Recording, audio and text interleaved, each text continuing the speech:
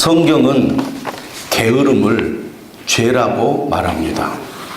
기독교 초기 시절부터 사용되어 왔던 7가지 죄라는 것이 있습니다. 그 7가지 죄가 교만, 질투, 분노, 음욕, 탐식, 탐욕, 나태입니다. 그 7번째 죄인 나태가 바로 게으름을 가리키는 거죠. 잠언 6장 6절에서 11절 말씀에 이런 말씀이 있습니다. 게으른 자여 개미에게 가서 그가 하는 것을 보고 지혜를 얻으라. 개미는 두령도 없고 감독자도 없고 통치자도 없으되 먹을 것을 여름 동안에 예비하며 추수 때에 양식을 모으느니라. 게으른 자여 내가 어느 때까지 누워 있겠느냐? 내가 어느 때에 잠이 깨어 일어나겠느냐? 좀 더 자자, 좀 더 졸자, 손을 모으고 좀 더 누워 있자 하면 내 빈궁이 강도같이 오며 내 곤핍이 군사같이 이르리라. 은혜 받은 성도가 하나님의 말씀을 접할 때 어떤 마음이 생기겠습니까? 나도 말씀대로 살아야지. 이런 마음이 생기지 않겠습니까?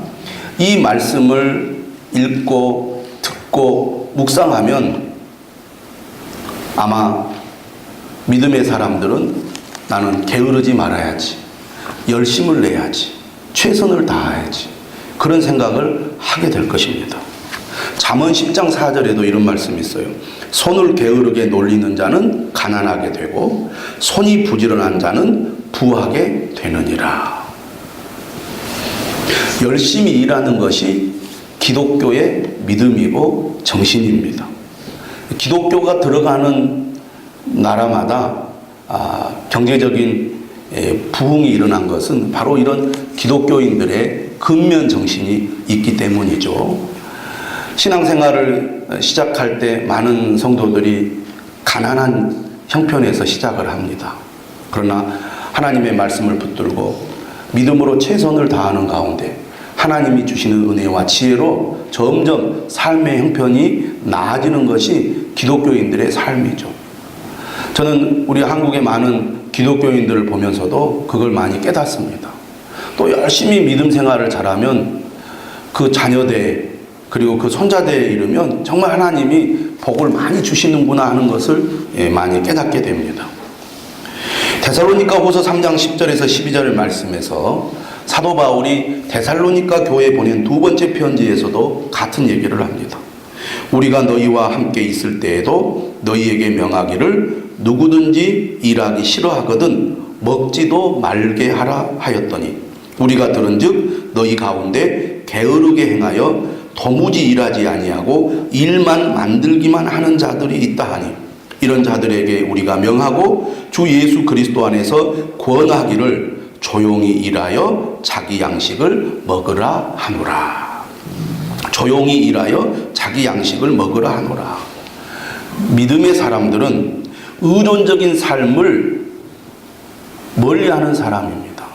우리가 삶의 습관이 잘못되면 늘 남에게 의존하려고만 하기가 쉽습니다.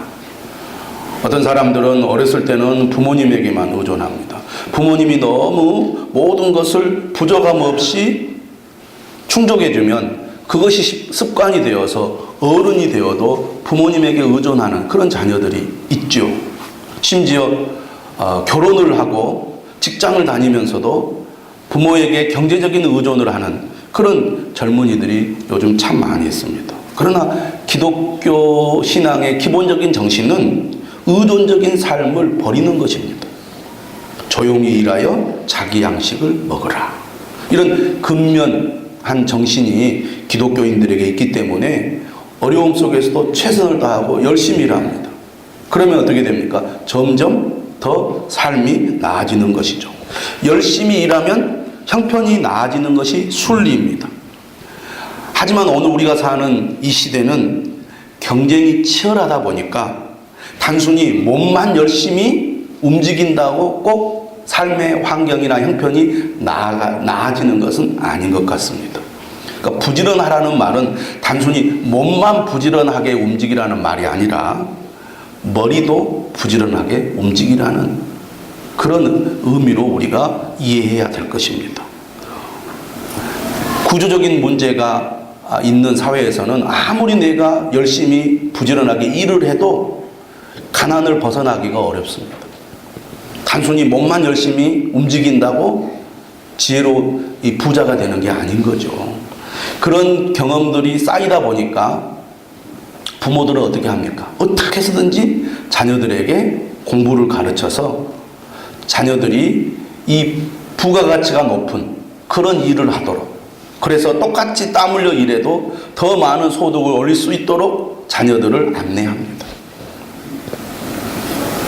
이처럼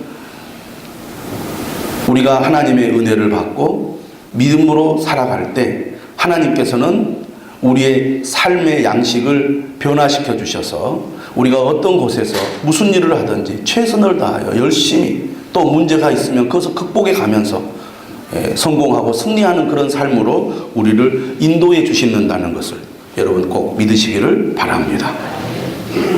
오늘 우리가 읽은 본문 마태복음 6장 19절에서 20절의 말씀은 방금 제가 이야기한 잠언 6장이나 데살로니가후서 3장의 말씀과는 다른 이야기입니다. 잠언 6장과 데살로니가후서 3장의 말씀은 우리가 어떻게 돈을 벌 것인가, 어떻게 우리가 일을 하여 소득을 올릴 것인가에 초점을 맞추고 있다면, 오늘 본문은 하나님의 은혜로 우리가 열심히 일한 그 재물과 돈을 우리가 어떻게 관리할 것인가, 어떻게 사용할 것인가에 대한 말씀입니다. 그런데 여러분, 우리가 살아가면서 경제적으로 어려움을 겪는 이유는 물론 사회 구조적인 문제가 큽니다. 그러나 우리가 열심히 최선을 다해서 지혜롭게 부지런하게 일하지 못해서 어려움을 겪는 경우가 많죠. 그러나 그것만이 전부가 아닙니다. 사실은 우리에게 주어진 재물을 우리가 어떻게 관리하고 사용하느냐, 여기에 실패함으로써 경제적으로 어려움을 겪는 경우가 훨씬 많다는 사실입니다.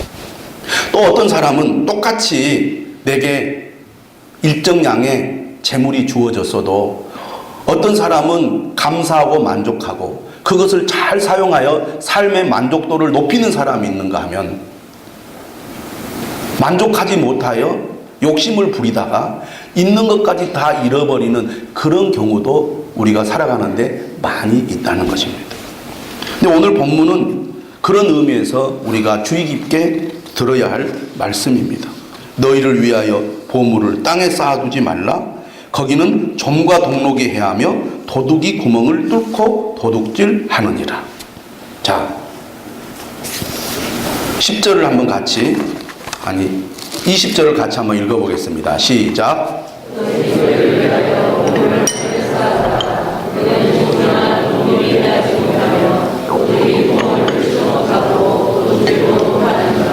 자, 오늘 말씀을 보면 우리가 몇 가지 주목해 봐야 할 내용이 있습니다. 첫째는 너희를 위하여라는 겁니다. 너희를 위하여. 19절에도 너희를 위하여라는 말이 나오고 20절에도 너희를 위하여라는 말이 나옵니다. 그러니까 보물을 땅에 쌓아두지 말라고 하신 이유도 너희를 위하여라고 예수님 말씀하시고, 보물을 하늘에 쌓아두라고 말씀하신 이유도 너희를 위하여라고 말합니다. 그러니까 예수님께서 나를 위하여 보물을 하늘에 쌓아두라, 나를 위하여 보물을 땅에 쌓아두라, 그렇게 말씀하고 있지 않다는 것입니다. 너희를 위하여 보물을 하늘에 쌓아두라, 이렇게 말씀하고 있습니다. 또 한 가지는 예수님께서 무슨 얘기를 하냐면, 거기는 좀과 동록이 해하며 도둑이 구멍을 뚫고 도둑질하느니라. 20절에도 같은 말을 합니다. 거기는 좀이나 동록이 해하지 못하며 도둑이 구멍을 뚫지도 못하고 도둑질도 못하느니라. 사람들은 자신이 모은 재물을 잃어버리지 않으려고 애를 씁니다. 그리고 그것을 잃어버렸을 때 매우 큰 상실감을 느끼죠. 예수님의 이 말씀은 사람들이 얼마나 돈에 민감한가를 예수님이 잘 말해주고 있습니다. 예수님도 잘 알고 있는 거죠. 인간이라는 것이 돈에 매우 민감하다. 여러분, 사람이 돈 때문에 살기도 하고 돈 때문에 죽기도 합니다. 돈 때문에 사람을 죽이기까지도 하죠. 재물에 대한 애착이 얼마나 강한지 예수님의 말씀을 우리가 통해서도 느낄 수가 있습니다. 사람은 잃어버리는 것을 싫어해요. 여러분, 우리가 열심히 일해서 돈을 모읍니다. 근데 왜 모읍니까?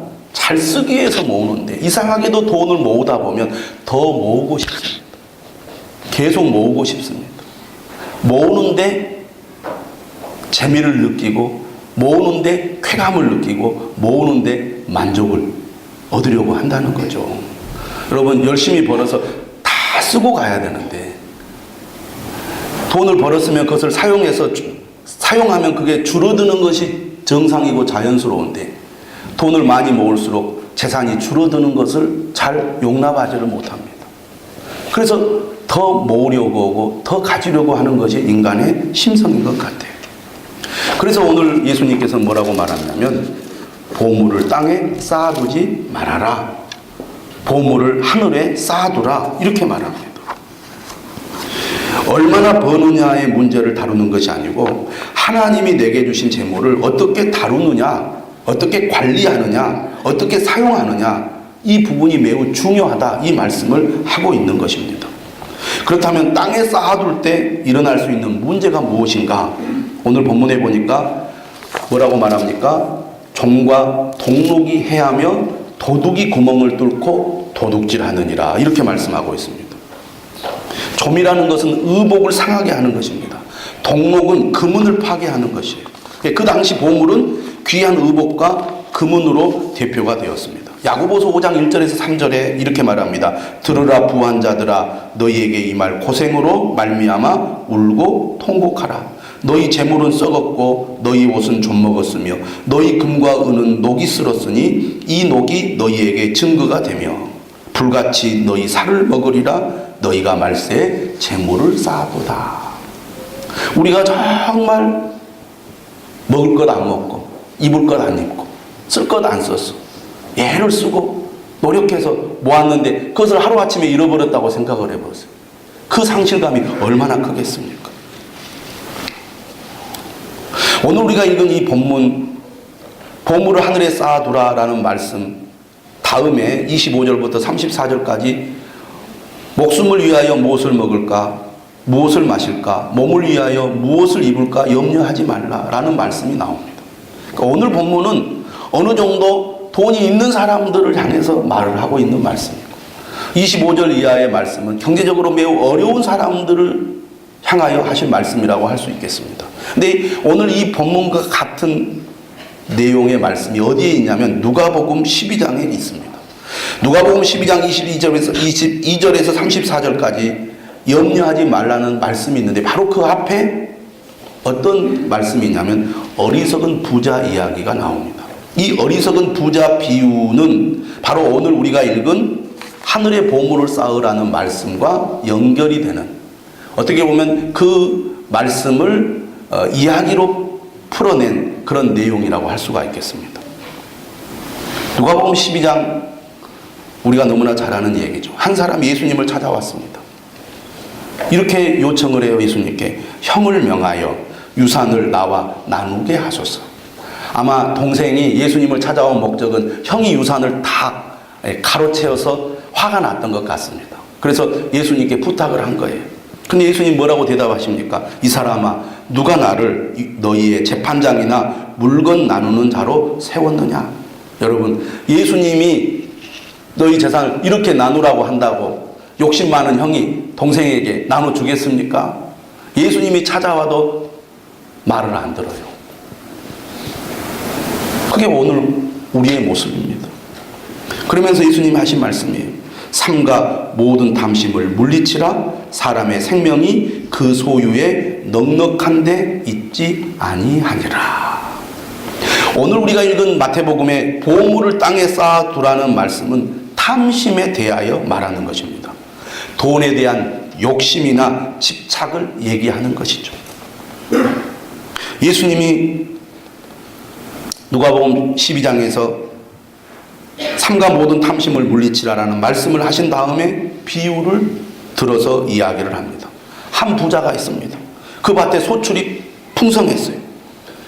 여러분, 하나님의 은혜로 또 열심히 일한 결과 소출이 풍성하게 된 것은 복입니다. 감사의 제목이죠. 하나님께 영광을 돌릴 만한 일입니다. 문제는 그 다음이죠. 소출이 풍성해졌을 때 이 부자가 이렇게 생각을 해요. 내가 곡식 쌓아둘 곳이 없으니 어찌할까? 내가 이렇게 하리라. 내 곡간을 헐고 더 크게 짓고 내 모든 곡식과 물건을 거기 쌓아두리라. 그렇게 해서 그는 이제 곡간을 헐고 크게 지었습니다. 그러고 나서 스스로에게 이렇게 말합니다. 영혼아, 여러 해 쓸 물건을 많이 쌓아두었으니 평안히 쉬고 먹고 마시고 즐거워하자. 이때 하나님 밤에 이 부자에게 나타나서 말씀하십니다. 어리석은 자여, 오늘 밤에 내 영혼을 도로 찾으리니 그러면 내 준비한 것이 누구의 것이 되겠느냐. 이 부자는 재물을 땅에 쌓아두는 데만 관심이 있었습니다. 여기에 대해서 예수님이 이렇게 결론을 내립니다. 자기를 위하여 재물을 쌓아두고 하나님에 대하여 부요하지 못한 자가 이와 같으니라. 이 어리석은 부자는 자기가 애써서 모은 이 소출을 하루아침에 다 잃어버렸을 뿐만 아니라 결국은 하나님의 구원도 받지 못하게 되었다는 겁니다. 다시 말하면 이 재물을 땅에 쌓아두는 것이 어떤 위험성이 있습니까? 하나님을 잃어버릴 수 있는 위험성이 있다는 것입니다. 그래서 24절에 뭐라고 말하느냐면 너희가 과 재물을 겸하여 섬기지 못하느니라. 재물은 우리의 삶에 꼭 필요한 것이요, 우리의 삶에 매우 큰 유익이 있지만 반면 이 재물은 우리의 삶에 우상이 되어서 하나님과 나와의 그 사이를 갈라놓는 그런 위험한 존재가 바로 재물이 될 수 있다는 얘기입니다. 이번 주 한국일보에 나온 기사입니다. 성광이라는 그런 다단계 회사 이야기인데, 성광하면 교회 이름이 많거든요. 2018년 7월에 이 대표가 징역형을 선고받은 사건입니다. 내용은 이런 내용이었어요. 경기 파주에서 옷가게를 하던 강모 여인이라는 사람이 있었습니다. 근데 자기 집에 찾아오는 김모 여인이 있었는데 이 여인이 매달 가게에 와서 옷을 100만 원어치씩 사가는 거예요. 그냥 탁탁탁 골라서 갔는데 기본이 100만 원이야. 매달. 그러니까 얼마나 이 옷가게 하는 강모 여인이 궁금했겠어요. 따로 하는 재테크라도 있을까? 그래서 이제 친분이 깊어지니까 슬쩍 떠봤습니다. 처음에는 말을 안 하려도 하다가 이제 입을려 말을 하는데 이렇게 얘기하는 거예요. 일본 오락기 파친코라고 들어봤지? 우린 불법인데 이게 미국에서는 합법이거든. 미국 땅덩어리가 좀 커? 이걸 사서 미국에 있는 오락실에다 쫙 까는 거야. 그래서 임대 수익을 투자자한테 나눠주는데 우리 남편은 18년 넘게 하던 중장비 사업도 접고 여기 투자한다니까. 게임기 가격 한 대 가격이 얼마냐면 1,100만 원입니다. 게임기를 사면 대신 3년 동안 매달 50에서 60만 원 정도의 수수료를 챙길 수 있다는 설명이 이어졌습니다. 반쯤 혹한 강 씨를 올가맨 결정타는 김 씨가 보여준 통장이었어요. 여러 대에 투자한 덕분에 2년 넘도록 매달 1천만 원대 수수료가 꼬박꼬박 들어왔다며 자랑하듯 통장을 내밀었습니다. 1,100만 원을 넣어서 월 50만 원, 연 600만 원 정도를 3년간 챙길 수 있다면 대충 계산해봐도 연 수익률이 20-30% 수준입니다. 여러분도 하고 싶으시죠? 모미당 강 씨는 김 씨를 졸라서 2014년 마침내 게임기 2대를 샀습니다. 원래 신청한 것은 4대였어요. 그런데 회사가 2대만 배정을 한 겁니다. 왠지 뭔가 더 철저한 것 같아서 더 믿음이 갔습니다. 이후에도 순탄했어요. 매달 꼬박꼬박 50만 원, 60만 원. 이제 2대를 샀으니까 100만 원씩 들어왔을 거 아니에요. 그래서 2016년도에는 회사가 주관하는 시험도 치르고 정식 판매원이 되었습니다. 판매원에게는 50만 원 정도를 더 깎아줬기 때문입니다. 판매원이 되고서는 더 열심히 투자했어요. 그리고 주변에도 적극 권했습니다. 노부모는 노후 자금을, 결혼을 앞둔 사촌 동생은 결혼 자금을, 삼촌은 퇴직 적금을 털어 넣었습니다. 강 씨 일가가 투자한 돈은 모두 15억 원이었습니다. 그런데 그 후로 몇 달이 안 가 일이 묘하게 틀어지더니 결국은 사고가 나서 대표가 후속이 되어버렸어요.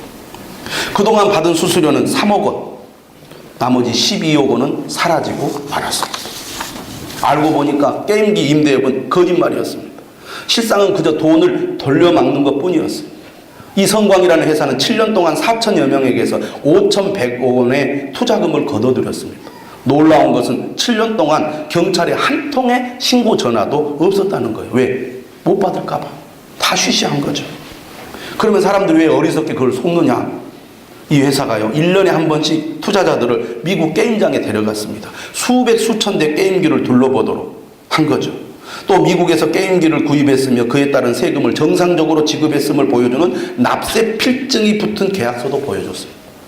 이 게임기들이 진짜 투자자의 돈으로 사들인 것인지 조금만 더 자세히 캐물었다면 상황이 달라졌을 수도 있었지만 아무도 그러지 않았습니다. 돈에 눈이 멀면 분별력이 떨어지는 거죠. 오히려 그들은 열렬한 성광의 증인이 되었습니다. 사업의 성광을 확신한 이들은 누가 권하지 않아도 친척 친구들을 끌어들였습니다. 근데 이 회사가요, 오히려 급하게 굴지 않았어요. 미국 수요만큼만 게임기를 팔 수 있으니 기다리라고 하기 일쑤였습니다. 이 밀당이 투자자들을 더 애타게 만든 거죠. 그래서 투자자들 사이에 투자 경쟁이 일어나기 시작했고 급기야 게임기가 나오는 대로 바로 투자해달라고 투자금을 미리 회사에다 맡기고 가기도 했습니다. 연수익 30%는 그렇게 사람들을 마비시킨 거죠. 여러분들은 안 그럴 것 같죠. 근데 여기에는 고위 공무원, 장성들이 다 연루가 되어 있었어요. 디모데전서 6장 9절에서 10절은 말합니다. 부하려 하는 자들은 시험과 올무와 여러 가지 어리석고 해로운 욕심에 떨어지나니 곧 사람으로 파멸과 멸망에 빠지게 하는 것이라. 여러분, 우리가 열심히 일하여 돈을 버는 것, 귀하고 가치 있는 일이고 이건 기독교의 정신에 맞다고 봅니다. 그런데 문제는 우리에게 주어진 재물을 우리가 어떻게 관리하고 사용하느냐, 이것이 훨씬 더 중요하다는 것이죠. 그 다음 10절은 말합니다. 돈을 사랑함이 일만하게 뿌리가 되나니 이것을 탐내는 자들은 미혹을 받아 믿음에서 떠나 많은 근심으로써 자기를 찔렀도다. 돈을 사랑함이 일만하게 뿌리가 된다는 겁니다. 돈에 대한 욕심과 집착이 인간관계를 해치고 심지어는 다른 사람을 짓밟고 죽이기까지 하는 그런 일을 만든다 그 말입니다. 디모데전서 6장 10절은 우리에게 중요한 얘기를 하는 거죠. 돈에 대한 욕심 때문에 내 믿음이 약해지거나 멀어지거나 주님을 떠나게 하고 있지 않는가. 돈 때문에 주님이 점점 멀어진다면 그것은 내가 지금 돈을 사랑하고 있다는 것이고 돈에 욕심을 내고 있다는 증거입니다. 또 한 가지, 우리가 최선을 다해서 열심히 일을 했는데 그 재물과 돈이 내 마음에 늘 근심거리가 된다면 그것도 우리에게 복이 되지 않는다는 거죠. 왜 근심거리가 될까? 우리가 잘 생각해 봐야 됩니다.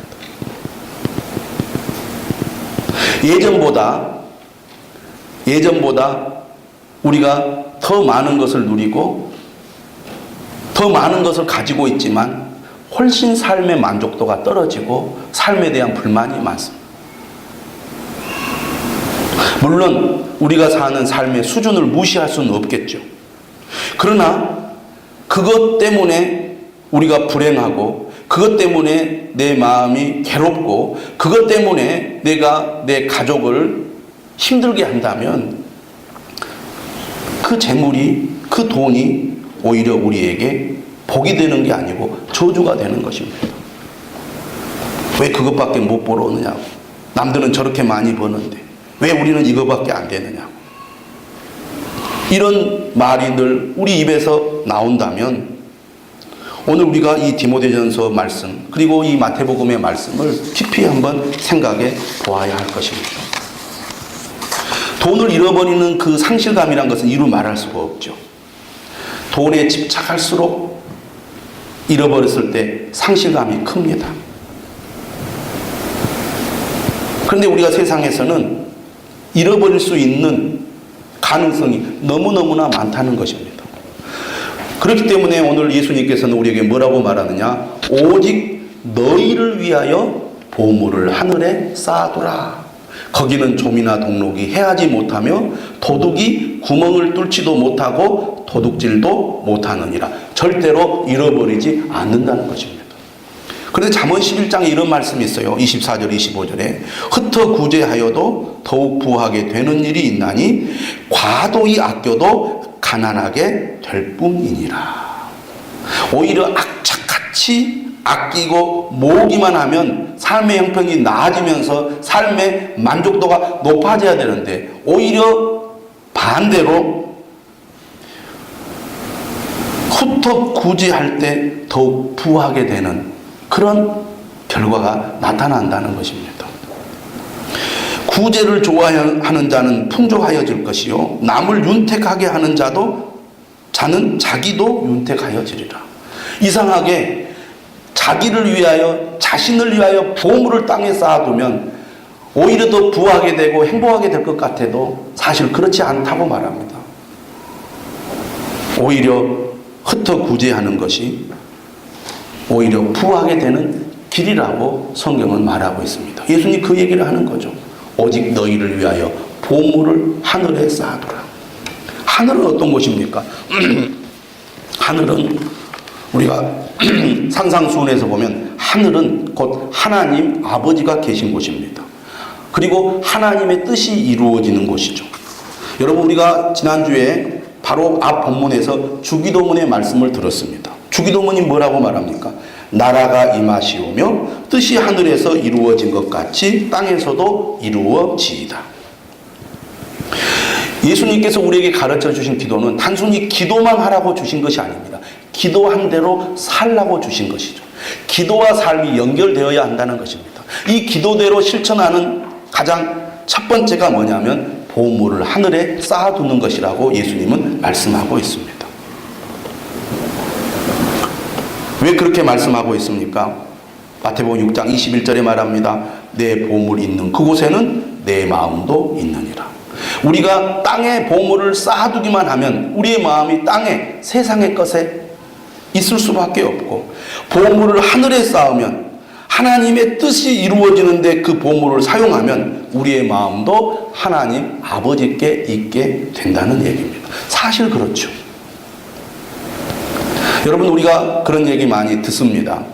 내가 무엇을 가치 있고 소중하게 여기는가는 돈을 내가 어디에 많이 사용하는가를 보면 알 수 있다. 그렇잖아요. 여러분 실제 삶이 그렇지 않습니까? 사람들이 삶의 만족을 높이기 위해서 취미 활동을 합니다. 근데 그 취미에 꽂히면 그 취미를 위해서 돈을 사용하는 것을 아까워하지 않는 것이죠. 그렇잖아요. 나는 이것이 내 삶의 소중한 가치다. 난 이것을 위해서라면 투자하고 사용하는 것을 아까워하지 않는다. 그게 사람의 기본적인 태도 아닙니까? 근데 우리가 하나님이 내 삶에 가장 소중하다. 예수님께서도 33절에서 말하잖아요. 그런즉 너희는 먼저 그의 나라와 그의 의를 구하라. 그리하면 이 모든 것을 너희에게 더하시리라.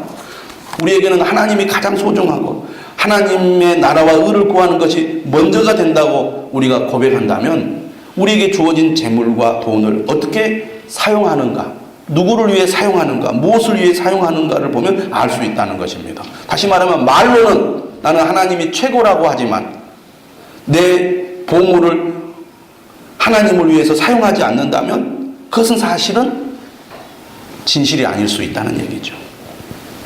무엇보다도 보물을 하늘에 쌓아야 되는 가장 큰 이유가 어디에 있습니까? 6장 24절 말씀입니다. 24절의 말씀. 한 사람이 두 주인을 섬기지 못할 것이니 혹 이를 미워하고 저를 사랑하거나 혹 이를 중히 여기고 저를 경히 여김이라. 너희가 하나님과 재물을 겸하여 섬기지 못하느니라. 다시 말하면 재물은 항상 하나님의 자리에 있으려는 그런 태도를 보이는 것입니다. 재물이 우상이 된다는 것이죠. 그렇기 때문에 우리가 재물을, 보물을 하늘에 쌓아야 됩니다. 22절에 이런 말씀이 있습니다. 눈은 몸의 등불이니 그러므로 내 눈이 성하면 온몸이 밝을 것이요 눈이 나쁘면 온몸이 어두울 것이니 그러므로 내게 있는 빛이 어두우면 그 어둠이 얼마나 더하겠느냐. 눈은 몸의 등불이죠. 눈이 안 보이면 우리가 아무데도 마음대로 갈 수가 없습니다. 눈이 밝아야 우리가 사물을 보고 우리가 원하는 대로 위험한 것을 피하여 다닐 수 있지 않습니까? 마음에 눈이 어두워지면 우리의 삶이 어두워지는데 무엇이 우리의 마음을 어둡게 합니까? 재물에 대한 욕심이 우리의 마음을 어둡게 만든다는 것입니다. 디모데전서 6장 17절에서 19절은 말합니다. 내가 이 세대에서 부한 자들을 명하여 마음을 높이지 말고 정함이 없는 재물에 소망을 두지 말고 오직 우리에게 모든 것을 후히 주사 누리게 하시는 하나님께 두며. 이 말씀은요, 부한 자들에게 무엇을 명령합니까? 겸손하라는 것. 첫째, 겸손하라. 둘째, 정함이 없는 재물에 소망을 두지 말고 모든 것을 후히 주사 누리게 하시는 하나님께 두라. 근데 이것을 실천하는 방법이 뭡니까? 재물을, 보물을 하늘에 쌓을 때 가능한 겁니다. 나는 재물에 소망을 두지 않고 하나님께 소망을 두며 삽니다. 말로는 그렇게 고백할 수 있어도 내 삶은 그렇게 안 됩니다. 말로 고백한다고 되는 게 아니에요. 삶이 따라야 되는 것이죠. 그것은 바로 보물을 하늘에 쌓을 때 가능하다는 거예요. 그럼 구체적으로 그것은 무엇을 말하느냐? 18절 말합니다. 선을 행하고 선한 사업을 많이 하고 나누어 주기를 좋아하며 너그러운 자가 되게 하라. 선을 행하고 선한 사업을 많이 하라는 것은 하나님의 나라를 위하여 우리가 사용하라는 얘기입니다. 이것이 장래에 자기를 위하여 좋은 터를 쌓아 참된 생명을 취하는 것이니라. 근데 많은 사람들이 대부분 정말 살아가기가 벅찹니다. 여유 있게 살아가는 사람이 몇이나 되겠습니까?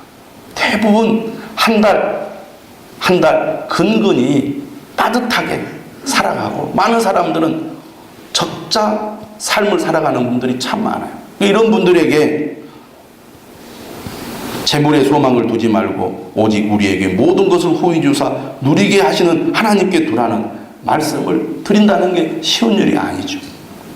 근데 여러분, 마태복음 6장 33절에 너희는 먼저 그의 나라와 의를 구하라는 말씀을 우리가 다시 한번 생각해 볼 필요가 있습니다. 먼저 그의 나라가 그의 의를 구하라는 말씀은 무엇을 말합니까? 이것은 여유 있을 때 하라는 말이 아닙니다. 우선순위를 두라는 것이죠.